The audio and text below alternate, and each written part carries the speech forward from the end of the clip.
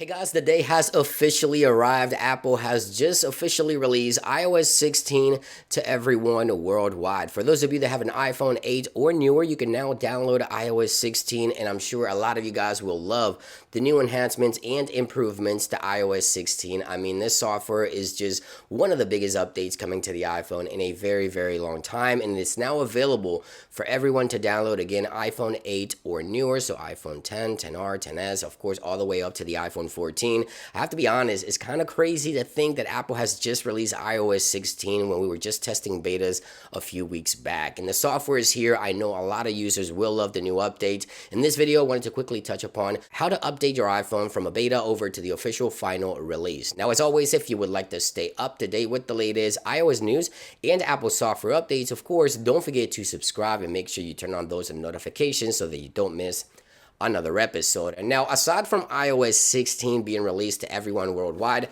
Apple has also updated iOS 15 devices for those devices that do not support iOS 16. iOS 15.7 was released alongside iOS 16, so there it is. If you have an iOS 15 device, you can update to 15.7. And when I talked about this before, I did tweet about this, I was told that Apple will release a new update to iOS 15 devices alongside iOS 16, and there it is. iOS 16.0 has just been released alongside 15.7. So you want to go ahead and update. Major updates released today for many iPhone users. Again, iPhone 8 or newer. And I also want to talk about how to update from a beta over to an official release, because you guys always ask me this question. So this device here, it's running beta 8, and if I want to update to today's official release, it is fairly simple. There's two ways to go about it, okay? So number one, if you want to continue running betas, all you have to do is go into settings, go into general, and then software updates like you normally would,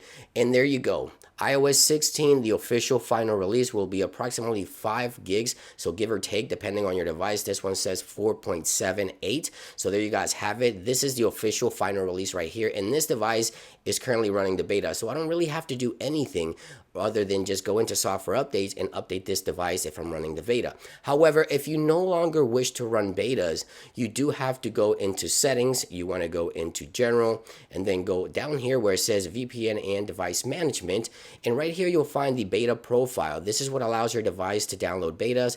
Click into it. Click remove, enter the passcode, the same one you entered to unlock your iPhone, and then it's going to ask you if you really want to remove it. If you click on remove, you'll get a pop-up here that'll say restart iPhone. Click on restart.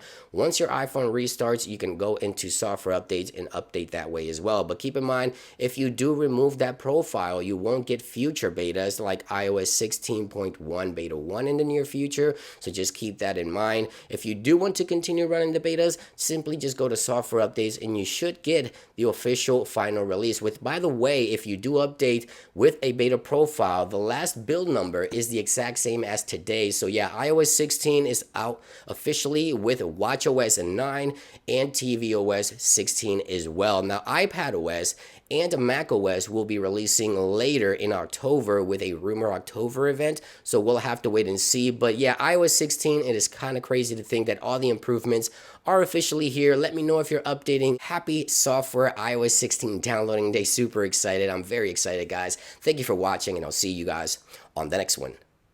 Peace.